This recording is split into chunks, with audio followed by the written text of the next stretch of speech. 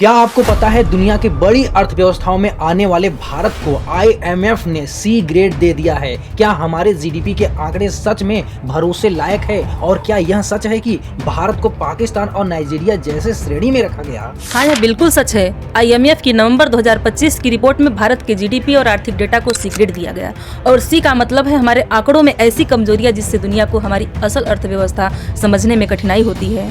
सबसे पहली कमी, पुराना बेस ईयर। भारत अब भी 2011-12 वाले बेस पर GDP माप रहा है। कि दुनिया में हर 5 से 10 साल में बेस बदला जाता है और ताकि नई अर्थव्यवस्था, digital business, startup, online market सब शामिल हो सके, भारत में यह काम अब तक अटका हुआ है। दूसरी बड़ी समस्या, डिफ्लेटर में गलती। इसका मतलब हुआ महंगाई को कम दिखाना। और जब महंगाई कम दिखाई जाएगी तो GDP की ग्रोथ ज्यादा दिखेगी। IMF कहता है भारत के अनौपचारिक सेक्टर यानी 90% अर्थव्यवस्था को सही तरह से मापा ही नहीं जा रहा। तीसरी गंभीर कमी, केंद्र और राज्य का पूरा वित्तीय डेटा 2019 से जारी ही नहीं हुआ। इससे दुनिया यह नहीं जान पाती कि भारत का असली कर्ज, घाटा और खर्च कितना है, यानी तस्वीरें अधूरी है। IMF का कहना है डेटा समय पर आता है पर उसकी क्वालिटी कमजोर है। इसी वजह से भारत को C ग्रेड मिला और इसका सीधा असर है निवेशकों का भरोसा कम होना, देश की छवि पर असर पड़ना और आम जनता का गलत आंकड़ों पर भरोसा करना। IMF ने साफ साफ कहा है अगर डेटा नहीं सुधरा तो C आगे जाकर D भी बन सकता है, यानी सबसे निचला स्तर वाला। क्योंकि असली विकास कागज पर नहीं, लोगों की जिंदगी में बदलाव से मापा जाता है। और एक बात, IMF यानी इंटरनेशनल मॉनेटरी फंड दुनिया की सबसे बड़ी आर्थिक संस्था जो 190 से ज्यादा देशों की अर्थव्यवस्था पर नजर रखती है, सलाह देती है और जरूरत पड़ने पर वित्तीय मदद भी करती है।